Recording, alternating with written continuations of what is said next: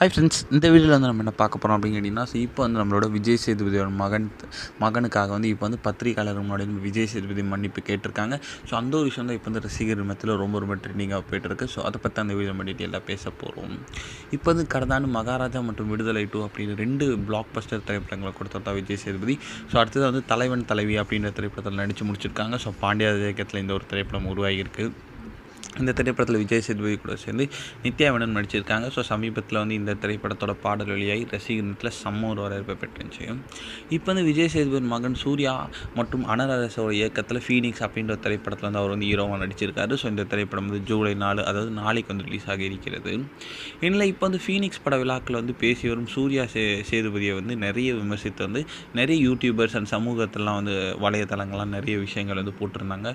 இப்போ வந்து அந்த ஒரு வீடியோக்குள்ளே அந்த போஸ்ட்லாம் டெலிட் பண்ணுற மாதிரி வந்து சூர்யா சேதுபதி சைட்லேருந்து சில மிரட்டல்கள் வந்த மாதிரி வந்து ஒரு விஷயங்கள் வந்து போயிட்டு இருந்துச்சு. அதை பற்றி வந்து விஜய் சேதுபதி கிட்ட எழுப்பியதுனால தம்பிங்களுக்கு தெரிஞ்சவங்க தான் தெரியாமல் பண்ணியிருப்பாங்க. ஸோ எல்லாருமே மன்னிச்சிடுங்க அப்படின்ட்டு வந்து அவர் வந்து மன்னிப்பு கேட்டிருந்தாங்க.